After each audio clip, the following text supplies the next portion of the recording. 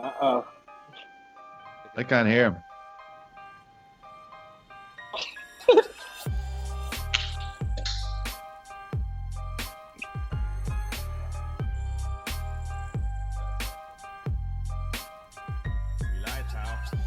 We're live, pal. I'm glad I can say that. I'm glad people can understand that reference. PT, I don't have to just explain it to you. You're, of course, the biggest professional wrestling fan on the site. Am I right? Of course. I love that shit. Followed closely by the most. You're the biggest baseball fan on the site too, if I'm not mistaken. But anyway, this is the 8-Side Laugh Chat here on MMAfighting.com. Here with a regular Wednesday edition. I'm of course Jose Youngs, the host. Joining me is my Wednesday partner in crime, PT Carroll. I think he's below me this week. Sometimes he's above me. I think Casey is to the left of me on my screen. And joining us, back by popular demand, my fellow namesake Jose Shorty Torres is back. I think he has now officially been the most tenured guest host on this show. So Shorty, welcome back. Woo. How's quarantine life? It's good. I've missed you guys. I feel like the only reason I'm back is because there was no one on the schedule. They're like, oh, man, we need someone. Shorty, come on back. Yeah, you can fill this hole. So, hey, I'm happy to be back. Short. And no puns intended. But I'm also waiting for my crystal still. During this quarantine is probably the most beat up I've been throughout this whole, if you want to say, camp. For people who don't know, I've been sparring with Edson Barboza, getting them ready for, is it Dan Ige? Yeah. Dude, I'm exhausted. You know, I always like to mess around and be like, man, ATT is going to kick me out of here any day. I don't think they like me. We have this little group chat where they tell you what partner you're going to be with, whether it's for sparring or wrestling. And they're like, hey, Shorty's going with Edson. I'm like, is this a setup? Is this a trap? Or am I just that fat? Like, does no small guy want to go with me? And why not both? Dude, yeah. Edson, yeah, it's actually very true. I didn't think about that. Edson is probably one of the handful of people that I've ever sparred with, and I've sparred with phenomenal legends. He's one of those guys where I was actually tingling before I got in there because I was so excited, but also so nervous. Because you watch, if you don't know him, if you just type in his name on YouTube, the highlight reel is just ridiculous. You know, so I'm like, oh man, I got to stay close, muff him, and also got to be just like his opponent. So it does change my game style a little bit. But man, I learned so much throughout these 2-3 weeks, and it's been a lot of fun. But I am definitely beat up. That's why I'm dressed up. I'm trying to implement the look good, feel good, but I'm dying on the inside here. I look fabulous. My legs are actually, thank you, by the way. My legs surprisingly are well because I was trying my best to be like, you know what? What are his biggest strengths? Obviously, his leg kicks are the biggest thing, so I have to stay as close as possible. But he learned so much inside boxing game. I was like, oh, okay. You know what? I got to try to take you down, and trying to take him down. How much, again, you do feel the size advantage, even though he's not trying to implement that on me too much. You feel the size and strength advantage, him getting back up. And the scariest thing is his knees. It's like, cool, I'm going to be close so I can muff his leg kicks. And out of nowhere, he would fake and I'd just grab a clinch and just start kneeing away. And I'm like, oh my God, I'm going to die. And he literally, he's a very, very phenomenal practice partner, but he just kind of shows you the knees that he's going to hit you in the face, but he never throws them. And you just look at it and it's just kind of like that slow motion. You're like, oh, it's over. It's definitely over. Who's the most brutal training session the sparring session you've ever been in there with Shorty? Like, which one, when you think about it, you're just like, shit, that was awful? I've scrapped with a few people. I think probably some of the most intense I've ever gone with was TJ, because TJ is known to just kind of go 100%. If you can't take the fire, get out of the kitchen type of thing. So him and I have gone back and forth scrapping. I know when he was getting ready for Lineker, I was with him pretty much for a full month of, I think, 3 days a week, just sparring with the small puffy gloves. So we were just cracking each other. And it definitely was one of the most painful experiences ever. Was that down in Florida? Jesus. That one was down or up in Colorado when he was at the Muscle Farm building. And he was, with Dwayne Ludwig before Training Lab ever started in Anaheim, California. So it was a good time, but it was funny because I'm like, oh man, I'm trading with him back and forth. And you hear Dwayne, he's like, he's fighting Lineker. Don't throw any jabs. Don't throw any straight punches. Just do this. And I'm like, this just means I'm going to get hit that much more. Cool. Thanks, coach. We'll do. And it was, I think I had a black eye at the end of every single week. I've heard a lot of stories about TJ Dillashaw and how he trains. And it's basically, it's basically a fight. He's just super intense in the gym. Yeah, no, he's. I mean, some of the best in the world. You can talk about basketball like Michael Jordan, Kobe Bryant, or you can talk about MMA fighters or boxing. They hate losing, so they do everything possible to win. And TJ, whether you hear the rumors or the actual stories of him punching after the bell or doing this, he's done it a couple times, but that's how much he's committed to winning. Like, he just hates losing that much that he just goes all out. And if you so happen to be knocked out, again, if you can't take the fire, at least with TJ, stay out of the kitchen. Now, Is there anyone you've trained with that you'd be like, I'm never training with that guy again? That's never going to happen again? I haven't had that per se, at least sparring wise. I know, like, I've rolled with Moicano a couple times, and his level of jiu-jitsu is just here. And Moicano doesn't have the control button sometimes when it comes to rolling with someone his size, so rolling with somebody smaller. He treats everyone like they're a heavyweight. So he is tossing you around like a rag doll. Dude, his level of jiu-jitsu is just so belittled right now by the UFC that it's a whole different thing practice, but I've never been manhandled like that before. Wow. You ever spar with Curtis Blades? I've actually sparred with Curtis Blades a bunch of times. He keeps ducking me. He ducks me all the time. So shout out Curtis Blades. If you want to make a celebrity, there's a reason why he faced Anthony Rumble Johnson in that sumo wrestling match, is because he denied me. So wow. He definitely doesn't want any of this heat. Curtis does not want this. This is why he's in Colorado and is not with me down in American Top Team. We'll make it a story where he's holding back the all that monetary gain from those T-shirts you guys put out, right? So you guys got to spar over the money. I just want to say, talking about those T-shirts, that guy did no work about that. He's just like, cool, you can put my face on it, and never promoted it.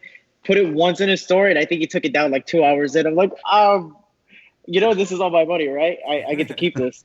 Just want to say that. But no, he's a good guy, even though I will mess him up any day out of the week.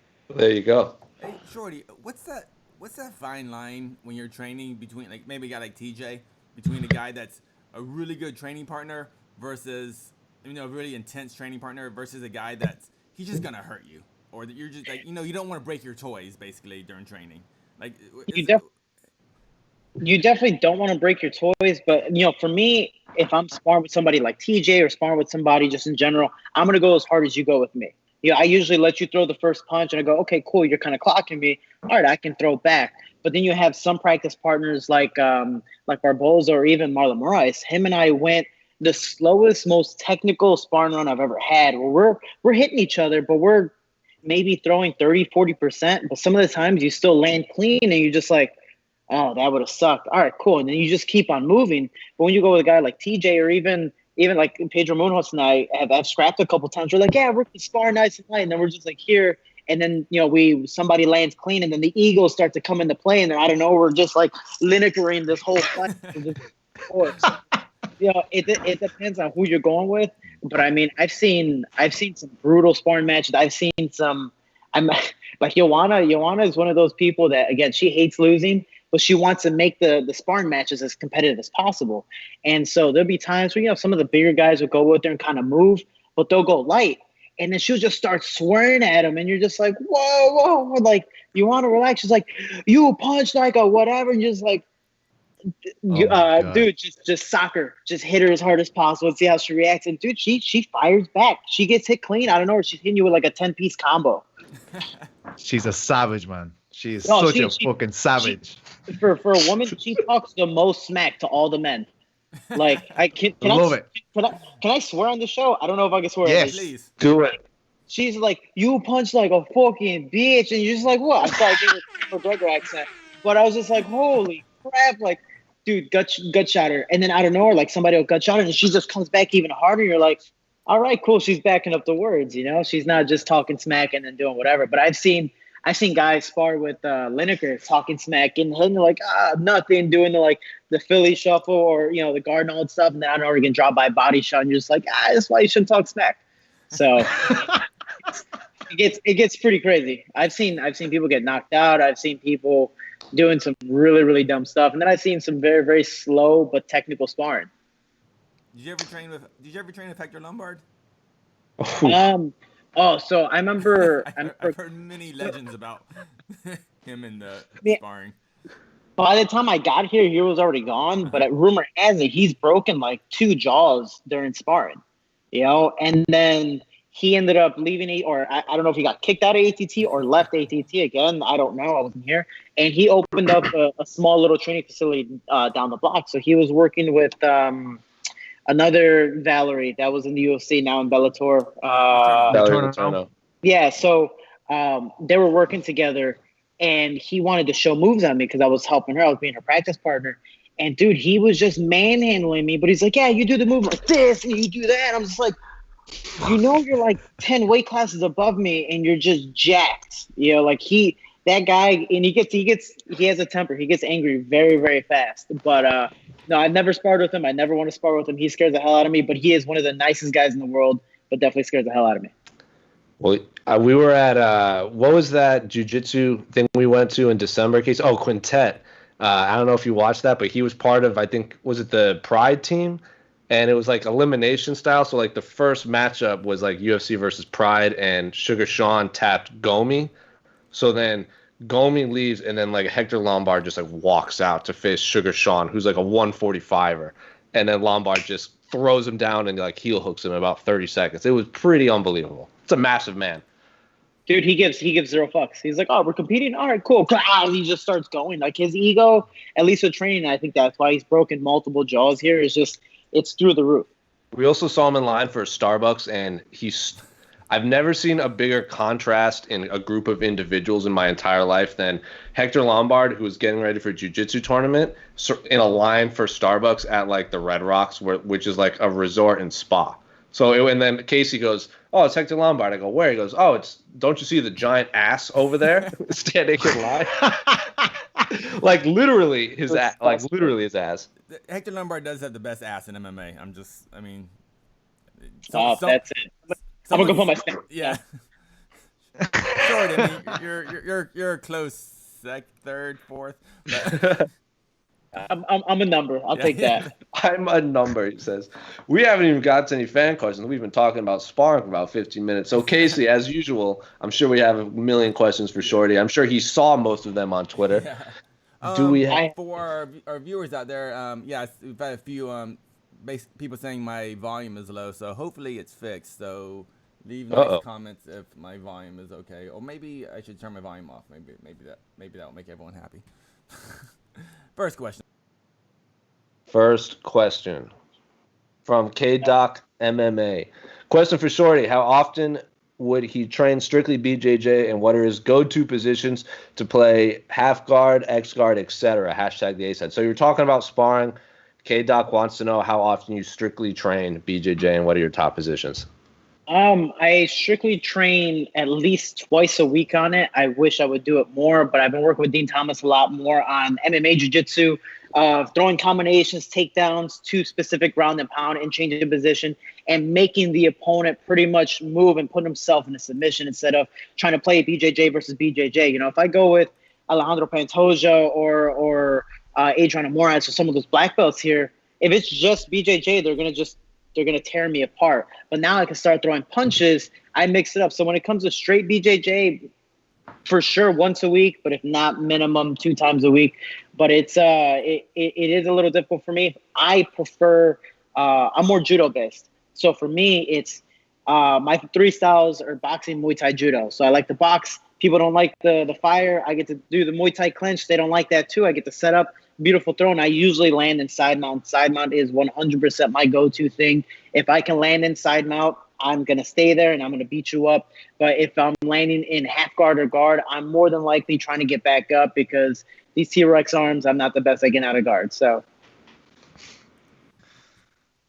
who is I don't know how to phrase this. Who has been, like, when I interviewed Frank Mir once, and I was talking about like sparring or training BJJ rolling, and he was like, it's pretty unbelievable. Like when he rolled with Damian Maia once, and he was just like, I couldn't do anything, and he was about 130 pounds lighter than me. Who makes you drown the most when you roll with them? I'll say. All right. So the funny, most, I guess, embarrassing sparring story for me at least was I didn't know who like Hani Yaya was. I didn't know anything. Yeah. I didn't know anything about him. Like, seriously, some Brazilian came in, and he looks a little older, and he comes in, and I was like, whose dad is this? Like, am I just kind of helping some dude spar? Sure, I'll move with him. And we're with big gloves. We're doing MMA sparring. And we're sparring. I know he immediately shoots for a takedown. I'm like, all right, cool. Okay, this guy's, got the grown man strength. He takes me down, and I'm a scrambler. So I kind of wait for you to try to throw a submission. I'll get out. I've never been stuck in a position knowing what's going to happen, and just it happened. Like, I didn't let it happen, but it's one of those things where you're just like, all right, cool. I know the arm's coming up. I know what I'm going to do. And out of nowhere, I'm just like losing air. I'm just like, okay, cool. All right, tap. And then we get back up. I'm like, all right, you got one. Cool, man. I got you. Then I start going at it again. He takes me down again. In 10 minutes, he tapped me out with big gloves. He tapped me out 7 times. Whoa. And I'm like, Jesus Christ. And I'm like, and again, I really do have high-level defense and scrambling. So I'm like, who the fuck is this guy? And I was just, dude, I was livid. And we have a sauna here, so I'm just like, whatever, man. Sparring's over. I take off my stuff. I'm all moody. I go in the sauna, and legit, I just wanted to cry. I'm in the sauna, just about to tear up.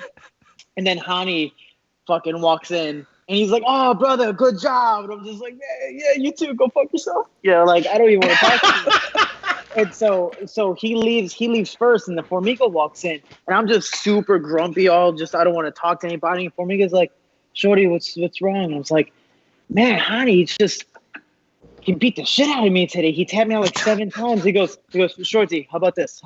Your jiu-jitsu? Here. My jiu-jitsu? Here. Hani's? Here. It's okay. And I'm just like, you know what? I feel a little better. Then I looked up how many world championships he's won in jiu-jitsu. I was like, honestly. all right, I feel a little better. And then I kept rolling with him. And now it's hard. Like, he still taps me out, but it's much harder for him to tap me out now. So I'm like, okay, cool. As long as there's some progression, awesome. But dude, he overemphasizing he fucked me up. Do you ever see the video of Ben Askren and Marcel Garcia rolling? It's unbelievable. No. It's unbelievable. It really is.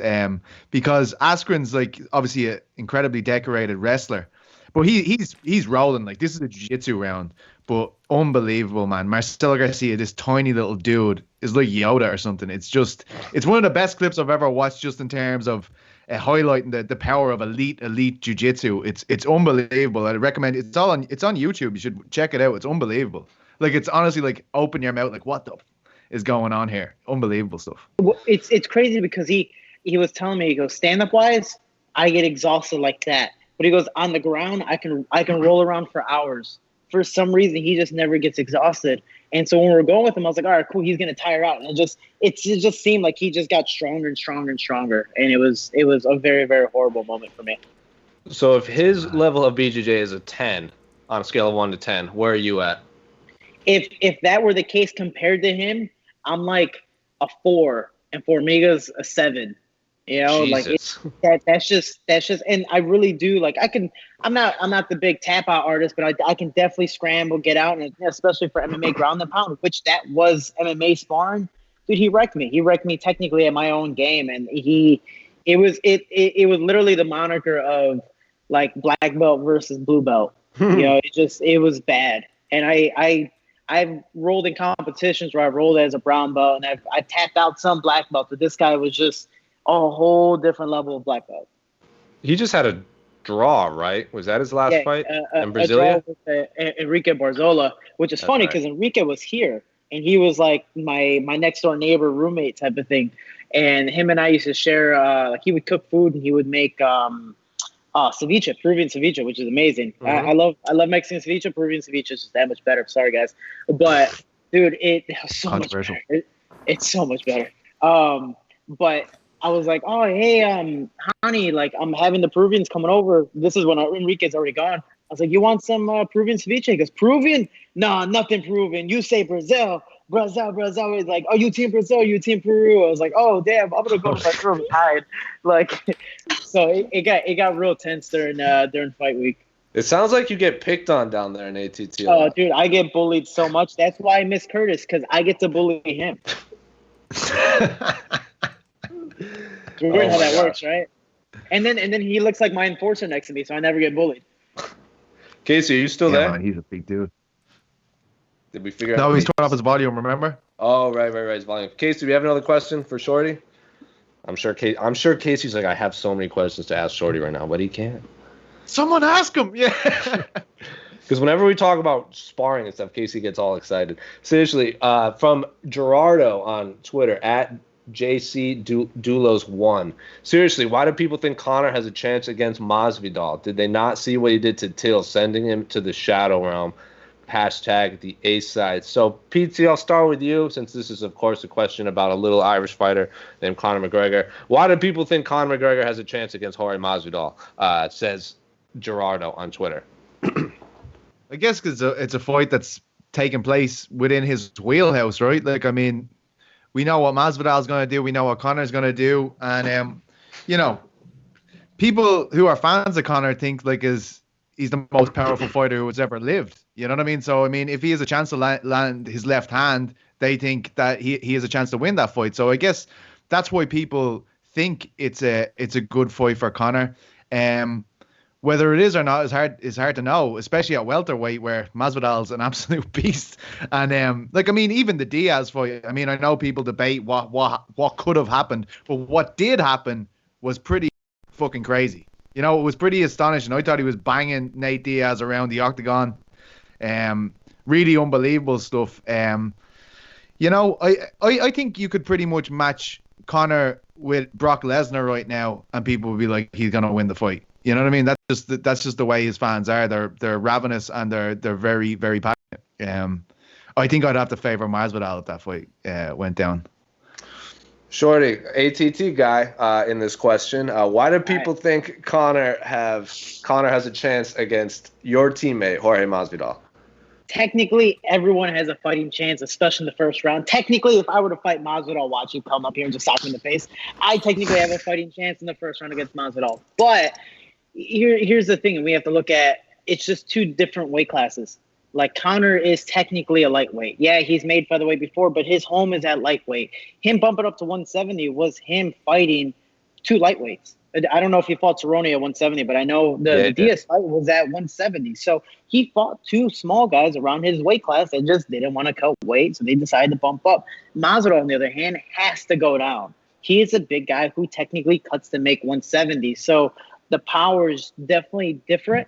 But Conor has an amazing left hand, and he's very strategic with his punches. The only problem is, after the first round, I think Masvidal's size and power, if he lasts, which I believe will be very easy for him, he's just going to dominate that fight. And we saw against the Diaz fight, Masvidal is no joke, man. He can put it on people.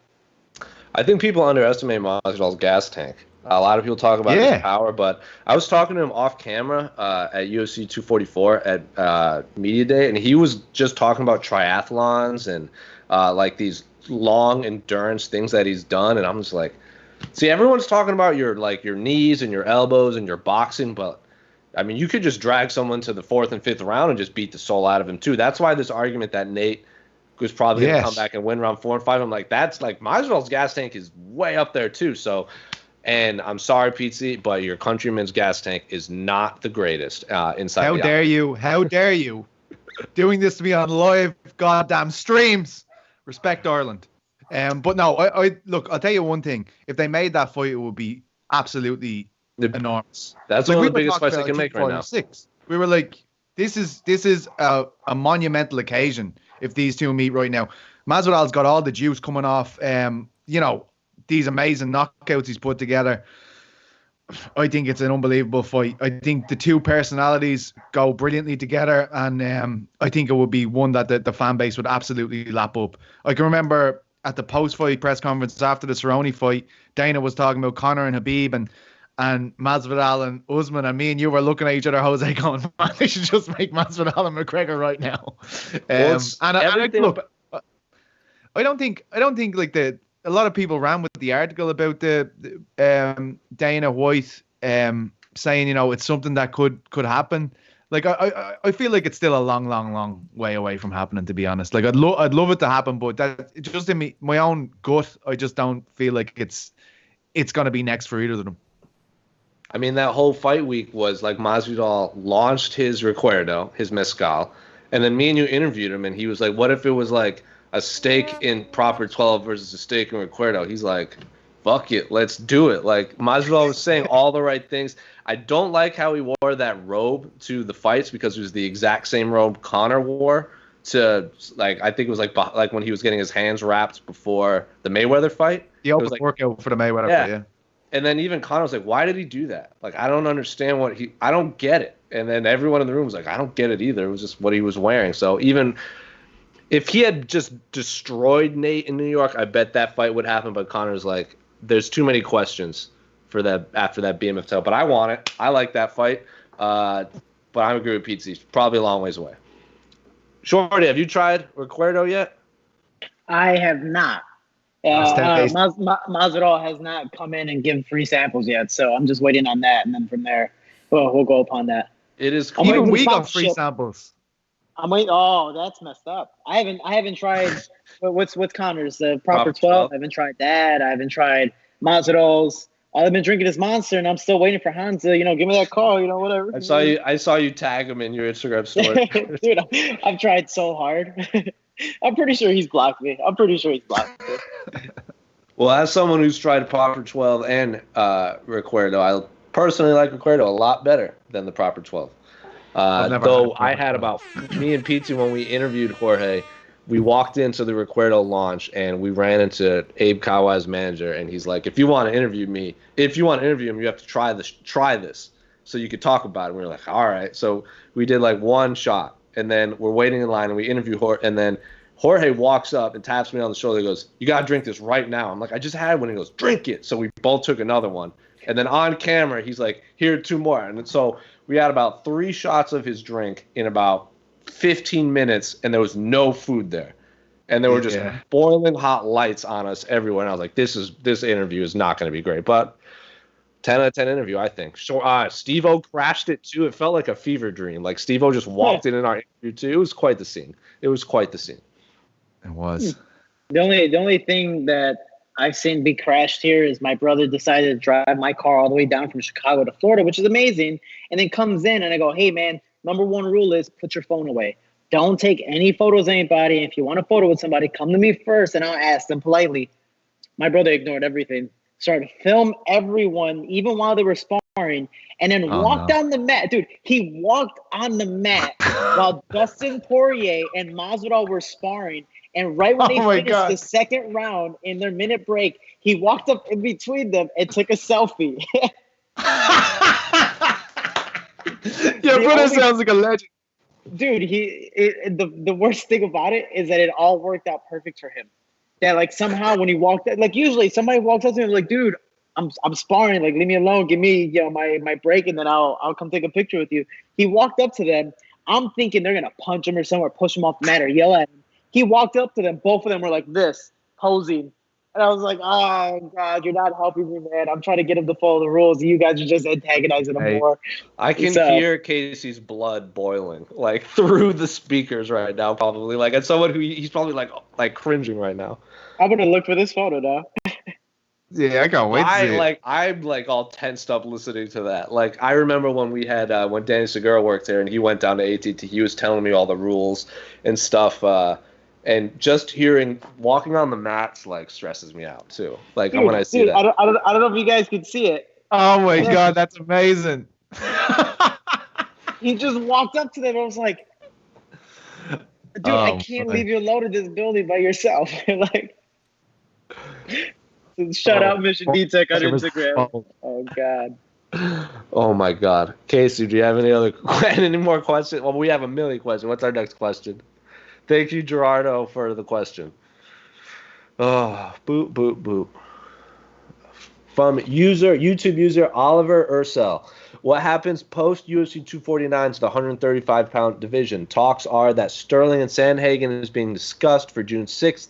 Jan Moraes the week after. What happens if Cruz wins? So, Shorty, I'll start with you because it's around your weight class. Also, Henry Cejudo was the champion of your weight class before he relinquished the title. Before we answer this man's question, what do you think of the fight between Cejudo and Dominick Cruz, the former Bantamweight champion coming off 3-year layoff, getting the immediate title shot right away? I think it is a fan entertaining fight, and I think it's actually a more competitive fight than what a lot of people expect. Dominick Cruz is a phenomenally smart man. You hear him commentating, and you hear how he just breaks down fights and strategizes what's going to happen next. His loss against Cody Garbrandt was Cody got into his head, and he decided to completely divert from his game plan and just attack, which Cruz is not an attacker. The benefit for him is Cejudo's now become this aggressive fighter. He's not just a wrestler anymore, and Cejudo's gotten so much better from being knocked out in the first round by DJ to lasting all 5 rounds and winning a controversial split decision, knocking out TJ and beating Marlon Moraes, which that's the fight that got my respect, because I'm not a huge fan of Cejudo, but man, after that fight, you have to respect him as a person, as a fighter, and just his performance in general. Not the king of cringe, but Henry Cejudo. And I think it's a lot closer of a fight. I still give the edge to Cejudo, but I would love Dominick Cruz to win. Just legacy-wise, I think it's a great thing for him. We'll see what happens, but if Cejudo loses, what's going to happen next? Does he get an immediate rematch? Does he have to fight one of the up-and-comers? Or does he decide to go, you know what, I will cut the weight. I'm going to go back down to flyweight and try to keep this division alive? I think it will 100% depend on how the fight plays out. If it's razor thin, I bet they do the rematch. But if Cruz just goes out there and 50-45s him, like Cruz is known to do to many of an opponent, I doubt they could give him a rematch. But who knows? Henry Cejudo is obviously one of the more talked about fighters of this division. What do you make of this fight, Petesy, between Cejudo and Dominick Cruz? Yeah, it's very interesting. There's no doubt about it. But what happens if Cruz wins? I'd say Jose Aldo gets very pissed off. Because Henry Cejudo is constantly putting his name in the mix, Volkanovski, all of that stuff. I don't know. I think Cruz can win. I just feel as though the performance against Dillashaw when he came off the shelf and he won the split decision, that's nearly like a once in a lifetime storybook moment, right? Yeah. Like I think he's an amazing fighter. I think he's the greatest 135 who ever lived. But I think that against TJ. I think that's the storybook situation there for Cruz. If he can do it again, it's wild. I'm not completely ruling him out by any stretch of the imagination. It's just a big ask, I feel. But what an amazing story it would be. Like Shorty, I wanted to ask you, like, how much will height play a part here? Could that be a big advantage for Dominick here? I feel like he has a lot of height over Henry Cejudo, and one of his training partners, Brendan Loughnane, said he feels as though it's going to be a big thing in the fight because of the way Dominick fights.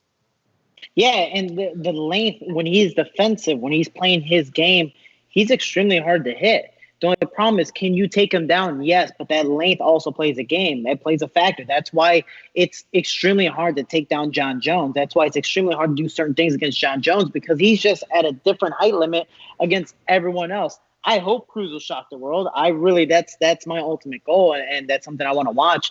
But Cejudo, what I see this fight, or how I see this fight playing out, it's going to be a wrestling match. I don't think Cejudo is going to be able to tag him as much as he wants.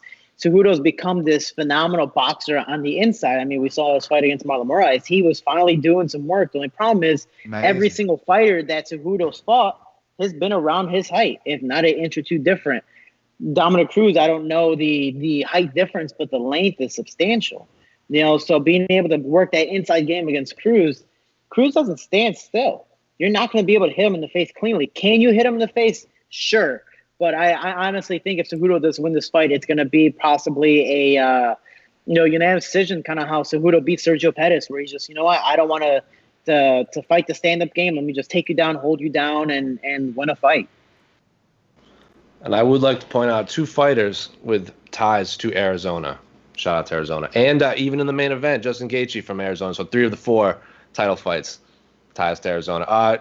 Shorty, I want to ask you this. What would be harder, taking 3-year layoff and coming back against TJ Dillashaw, or taking 3-year layoff and coming back against Henry Cejudo? Coming back against Henry Cejudo. And the reason why I say that is because TJ Dillashaw is going to stand and bang with you. And yeah, he's going to mix it up. But naturally, I think he is a smaller guy, a smaller build than Henry Cejudo. I think the hardest thing to build conditioning-wise on, especially if you have that ring rust, that huge layoff, is a ground game. If I want to stand and trade with somebody, at least there's a 50-50 chance. But getting taken down, especially against an Olympic gold medalist who's going to be able to hold you down, he's held some of the best down. that is easily the hardest thing. So coming back to fight TJ, there's a fighting chance. Those styles are very similar. Now it's literally polar opposite, where one guy definitely wants to take this fight down to the ground. If I was fighting Dominick Cruz, my goal would be to take him down because I don't want to mess with the length, nor I don't want to waste my energy trying to hit him and attack him.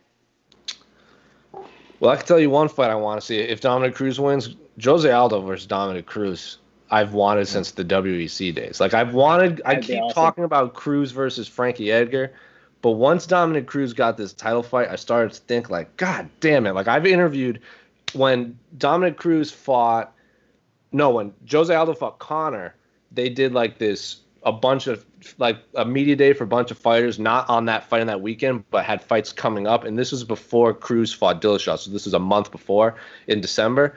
And I asked him how he felt about a former WEC champion headlining like the biggest card in UFC history. And he talked about Jose Aldo for about 20 minutes. And I asked him one question. So Cruz has so much respect for Aldo that it would be so interesting to watch. That I want to watch that fight very badly. I like the Frankie Edgar Cruz fight.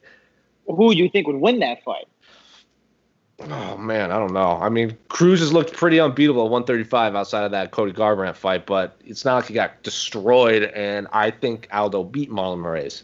That's hard for me. That's super, super hard for me. I want to see how Cruz looks against Cejudo first. We're making this this matchup, and the fight hasn't even happened against Cejudo. I hate doing that, but I would go with Aldo. Aldo, those leg kicks would definitely change the game. It's good to see so much movement at 135 now that we have a few fights announced like Moraes and Yan. And I'm talking about Aljo and Sandhagen as well, right? Yeah. Like that for me is a great little tournament. You know what I mean? Like that's a brilliant couple of fights there, I think. Yeah, we had Brian Kelleher on, and we basically fantasy matchmake a Bellator Bantamweight Grand Prix. So let's make it happen, UFC. But Casey, next question. Oh, I'm not sure I'm not. He's back. But you guys can hear me. But little sneak preview, we have a Ryan Hall interview coming out on Thursday. Right. And in that Ryan Hall interview, do you know who Ryan Hall's what bit of his dream matchup is? Jose Aldo. I was like, damn, Ryan Hall, Jose Aldo. I'm advising Aldo against that fight. Did you pass out from pure ecstasy, Casey? Yeah, I woke up like 5 minutes before we started the broadcast. Yeah. Oh, wow. Yeah. So for those of you who couldn't hear Casey, he said we had an interview with Ryan Hall, and Ryan Hall says he wants to fight Jose Aldo too. Sign me up for Ryan Hall v. anyone, and I'm down to watch it. From Trumbo on the site, which fight of the night, UFC 249, which fight is sleeper contender for fight of the night, not Tony versus Justin? I'm so excited for these fights. So, Shorty, I'll start with you. What is your sleeper pick for fight of the night? As I feel like everyone is pulling up this card right now. Yeah, I got Is it on UFC's page? It should be on Wikipedia. I personally like Charles Rosa, Bryce Mitchell. I think that's a pretty under the radar fight that people aren't talking about. Is Charles Rosa still down at ATT? Yeah, he's still down here, and him and I have been talking about it a lot, and that's something he's very, very excited about because it is a very good stylistic matchup, and he's fighting a kid who's going to try to feed off of his name, and it's vice versa. So I think it's he's trying to break down this hype train. It's got to be Nico Price and Vincente Luque. That's what I assumed everyone was going to say. All right, let's see. Oh, did you already say that? Shit, okay, hang on. I think everyone, that's the one everyone's going to say. It's like Nico Price is just a bundle of energy. I tell you what, it's not. I don't know if it's going to be a great fight, but I fancy, I'm really fancying Jorgen De Castro to pull off a big upset here. Would it be an upset? I don't know if it's an upset. But I feel like with the casual audience watching on, they expect something to happen here in these Greg Hardy fights, because a lot of people feel he's been getting softballs, and I think Jorgen De Castro, after we saw what he did in Melbourne, holy shit, man.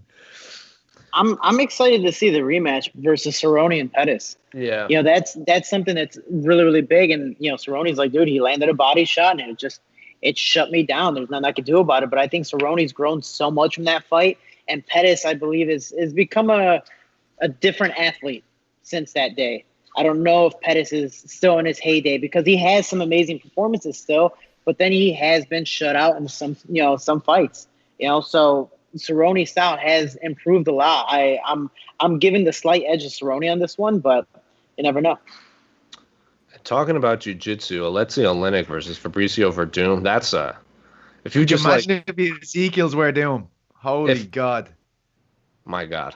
That would be awesome. I mean, I think it's impossible, but I mean, the way that guy latches onto chokes, he's just standing in front of you, like, and you're watching him do it, and you're like, what's going on? Dude, come on, mount me. I don't care. Just go ahead, mount me. Go to sleep. Or not even mount. Like, I remember was it Albini that he like got it to him standing and then just like he pulled guard, he locks it in the clinch and then just pulls guard to his back and chokes him out that way. So didn't even. That's the weirdest one, right?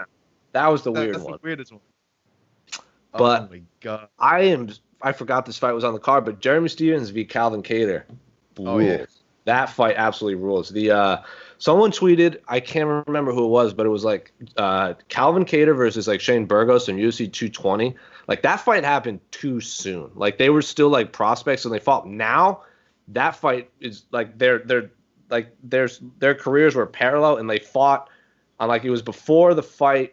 It was before DC versus Vulcan in Boston, and like everyone was talking about how that card was so top heavy. I'm like, Calvin Kattar versus Shane Burgos is on that card. This fight is not top heavy, and then I quickly realized that fight happened too soon. Like if it would have, I wish that fight that fight has to be run back again. And apparently Jeremy Stephens like pulled we have another interview with Calvin Kattar coming out, and Calvin told the story how Jeremy Stephens like found him at a UFC event, pulled him aside, and then brought Sean Shelby into the meeting and was like, we're fighting. Like, that's how that fight was made, was Jeremy Stephens meeting up with Calvin Kattar in a UFC event asking Sean Shelby. There's a few nice styles matchups, isn't there? Like, I mean, there's Esparza and Watterson. There's Jacare and Uriah Hall. Like, they're always worth a watch, you know? I love these, the styles clashes. I think they always kind of result in an exciting fight. Anyway. Jairzinho, too. That was supposed to be a 5-round fight. I am hesitant to say that won't go all 3 rounds because I've said that a million times. And it, of course, has happened, but I can't imagine that fight goes overly long. But anyway, Casey, next question. I see you trying to tee up another one.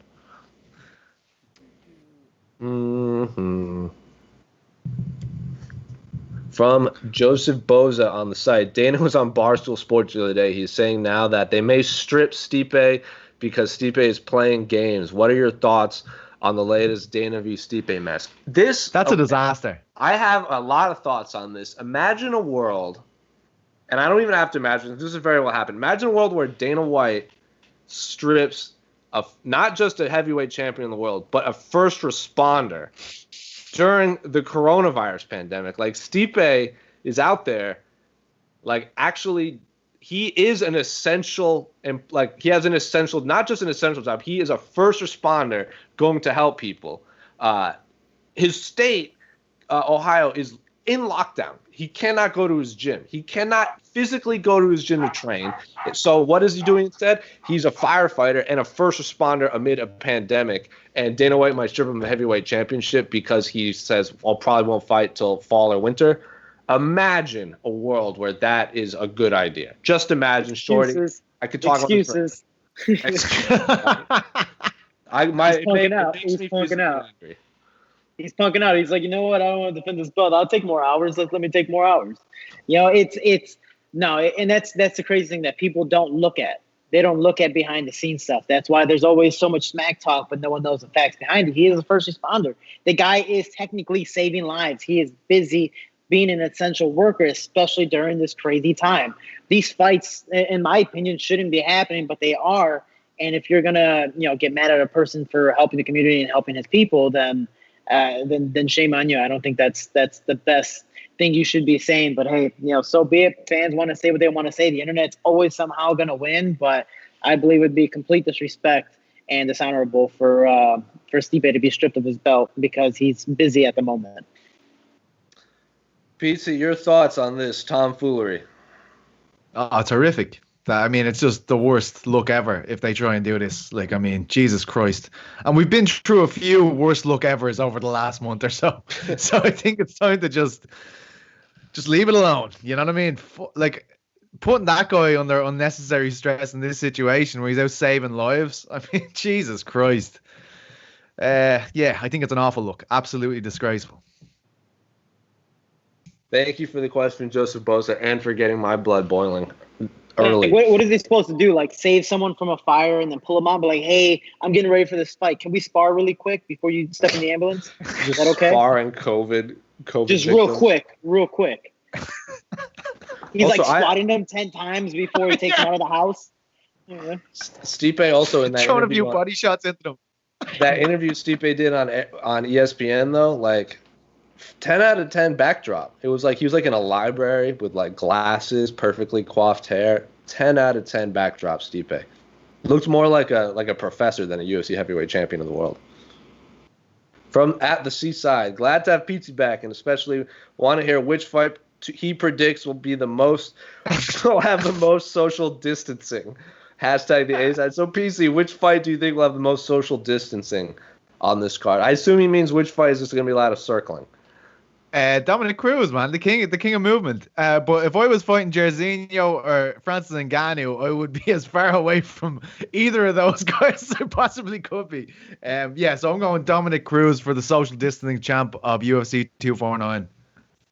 Shorty, which fight you think has the most social distancing on I'm UFC looking at it 249? right now. That's a very, very smart answer.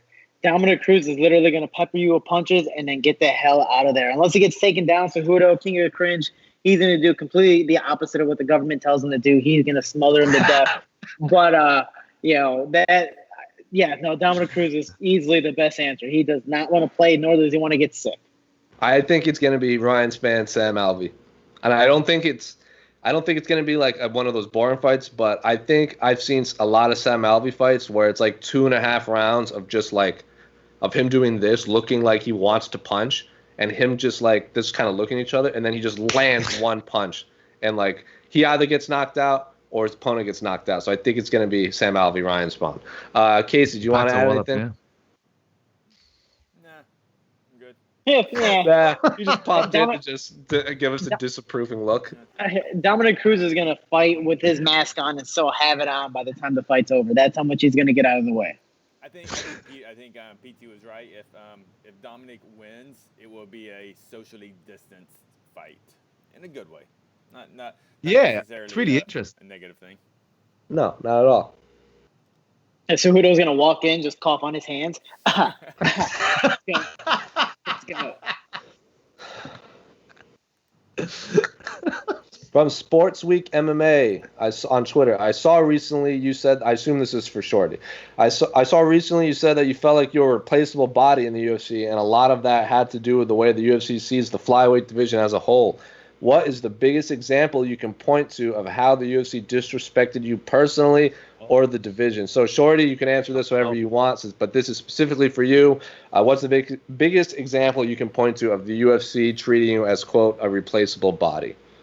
Well, a replaceable body, you look at my resume for people who don't know. I was a 2-time world champ, 25-1 as an amateur, 25 straight wins. I was 7-0 in Titan FC. 5 fights. I did what Conor McGregor did at 14-2. I became a double weight class champ and defended one in the process. I defended both my belts a total of 3 times and entered the UFC at 7-0, I believe, on a 34-fight winning streak total in MMA. And they signed me on a UFC Ultimate Fighter contract. They literally paid me the bare minimum against Jared Brooks, and they go, hey, this was the 9th or 10th call that they called me for a last-minute event. And they go, you either take this or we're not going to call for a while. It's like, whoa. Dude, I've been trying to fight for Dana White's Look for a Fight. I denied the Contender Series multiple times because I don't believe at the time that I needed a show like that, especially because of how brand new it was. It really wasn't building people as they are now. And I just wanted to be respected. If I was any other weight class, I would have been signed for definitely, I believe, a respectable amount of money, but also given a proper training camp. And I wanted to be the Justin Gaethje, if not the highlight of the flyweight division. And sadly, I took this last-minute fight saying, screw it, I think I have to. 9-day notice, they gave me the ultimatum. If I take the fight and miss weight, I'm automatically cut. Doesn't matter what my contract says. Cool, even though other people have missed weight. And I believe Mackenzie Dern missed weight by like 7 or 8 pounds. 9. 9 pounds a few weeks before, and she was still in the UFC. So, never mind my resume. And then I ended up winning the fight on an accidental TKO. And then it was on the Ariel Helwani show, talked about that. And then literally they go, cool, you're not going to fight until December.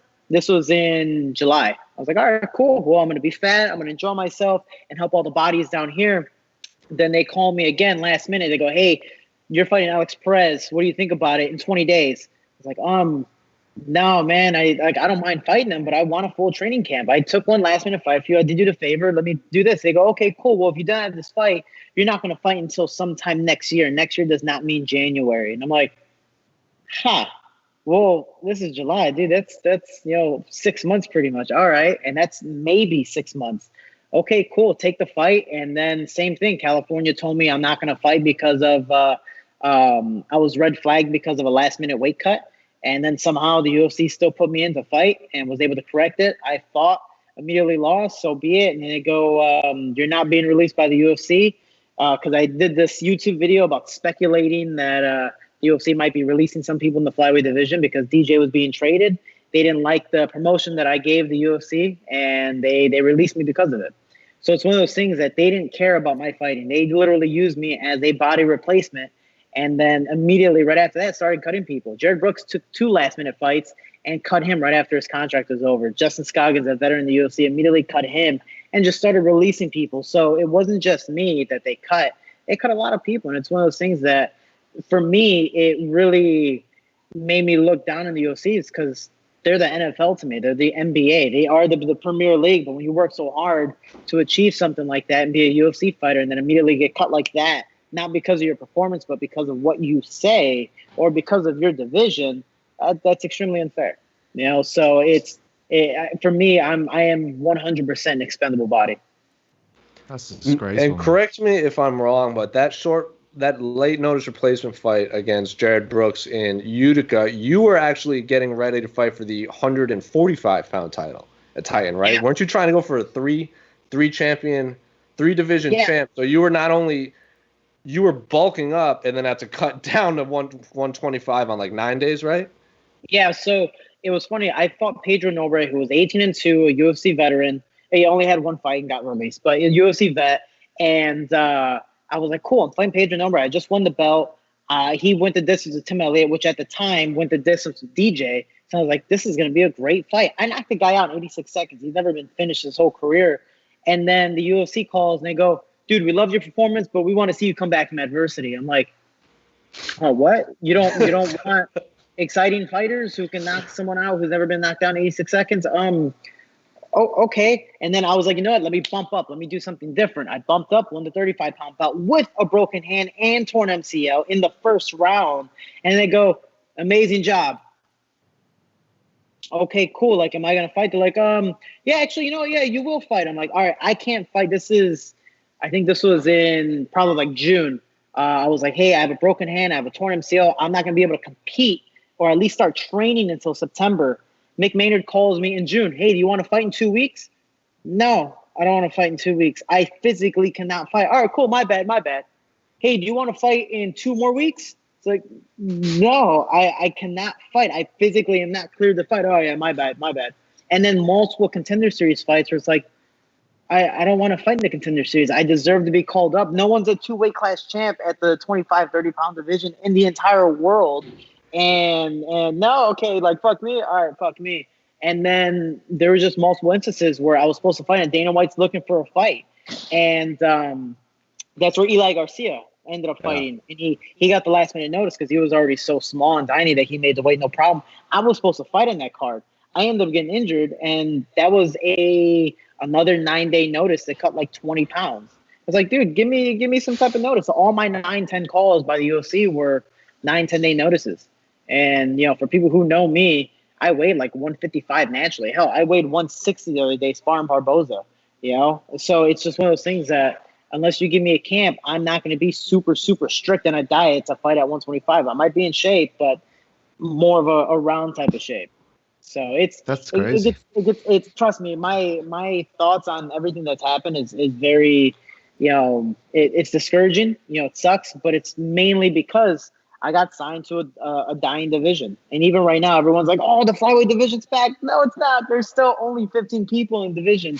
And all of them are ranked. That makes it completely unfair for myself, the guys fighting in ONE FC, the guys fighting in other promotions that should be ranked higher, but because they are the UFC, the Premier League, they're automatically ranked top 15 in the world.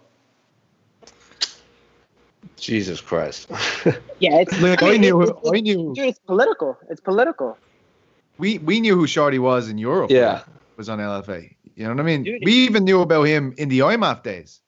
Was that Yeah. IMAF? Was that you? Yeah. Yeah. I mean, it's I was the crazy. first ever two-time champ, and that was before they made the junior division, senior division. Yeah, I fought technically the senior division, so it was a little more notable. But man, it was tough. You know, I did stuff that people have never achieved before, and well, I'm still trying to do that now with Brave, trying to be a 2-belt champ. But things obviously haven't worked out in my favor when it comes to fighting. But it's one of those things that, you know, it's hard when you work so hard for something and you literally have the resume to prove it.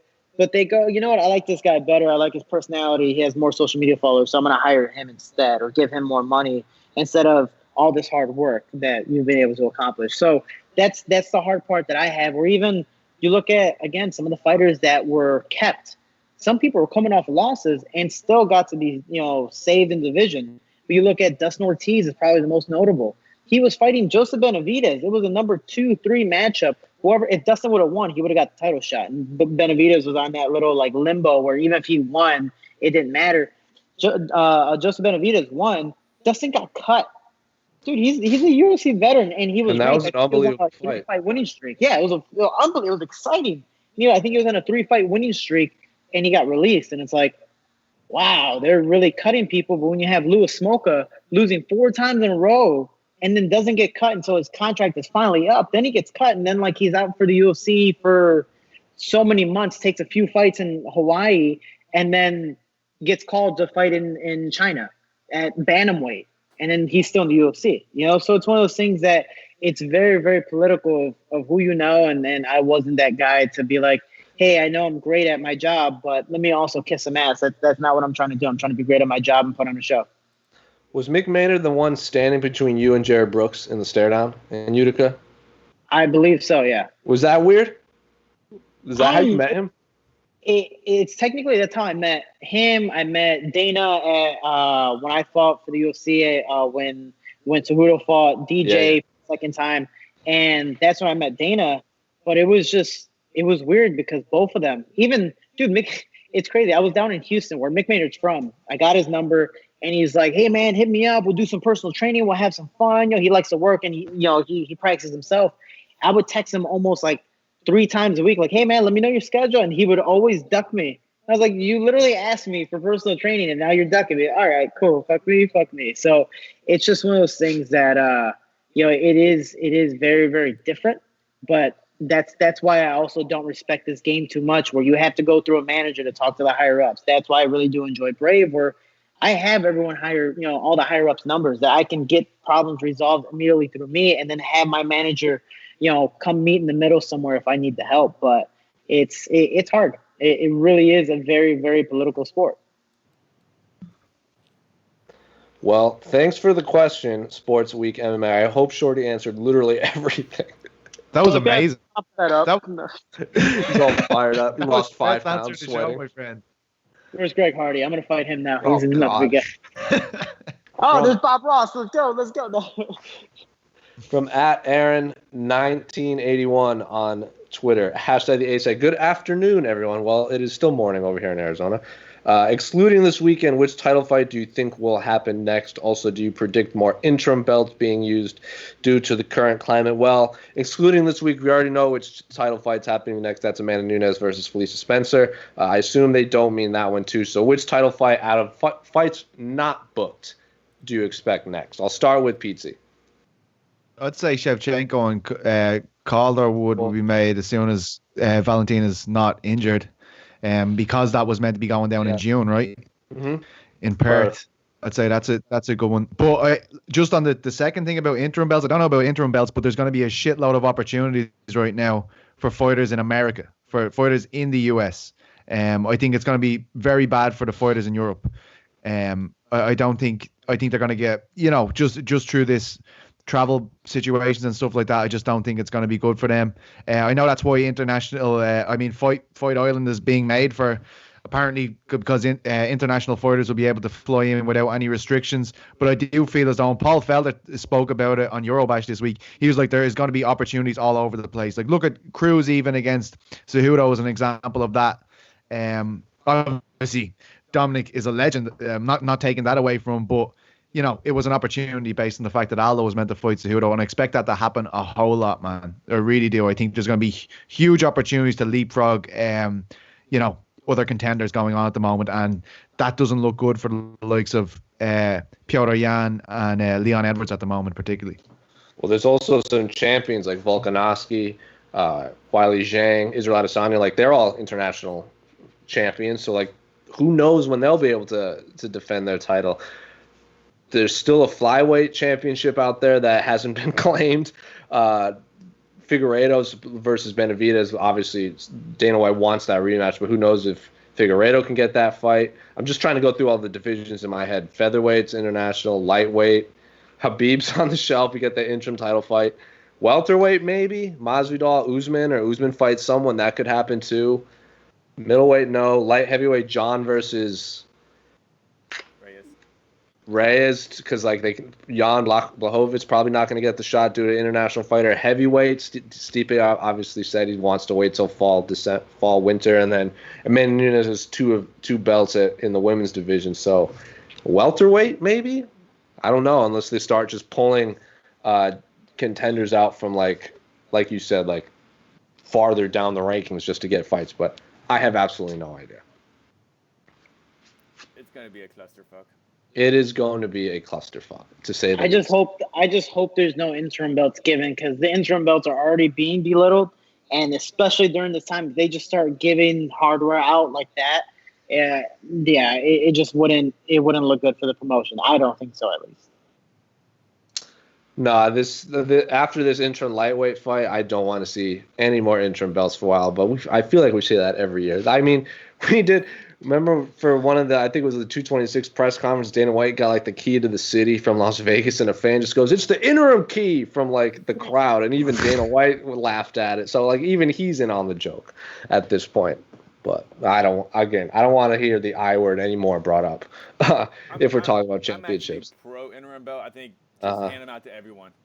Just everyone gets a belt except money for the fighters, champion. So whatever. Sure. Maybe you should do like everyone has an interim belt, and if you lose, you have to give your interim belt to that guy, and then whoever has the most belt at the end, like, wins the actual belt.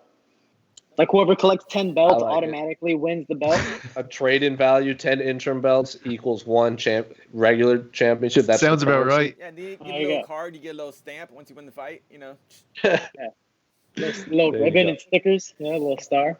I like it.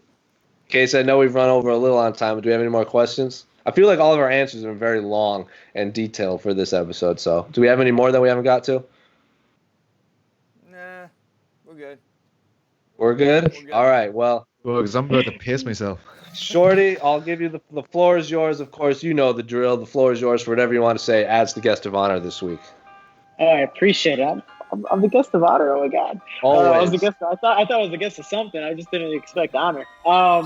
So, guys, again, if you want to follow me on IG, Jose Shorty Torres, and I do answer questions. I do reply back to all fan mail, and I have been making technique videos for you guys on the punching bag or shadow boxing. So if there's anything you all want to see, let me know. I'm more than happy to put it out there for you guys. And Facebook and Twitter, Shorty Torres MMA. And if you want to help my foundation, 100% of the proceeds on my website, teamshorty.com, go to help people, kids, teens, and young adults stay inside the gym and off the streets, especially during right now. I'm actually going to be making a lot of masks. And what I will be doing is for every time somebody buys a set of masks, I will also be donating a set of masks to a certain charity, whether it's an actual hospital, a charity center, a homeless shelter, or even detention facilities down by the border. So if you guys have any questions about that, it's something I'm going to be doing very, very soon, just trying to get the designs all set up and as safe as possible. But guys, I appreciate all the love and support, and let me know if you guys have anything else. Petesy, anything you want to add before we sign off this week? No, just go and follow all the things Shorty just told you to follow. That's what I'd say. That's right. I'm gonna buy you some.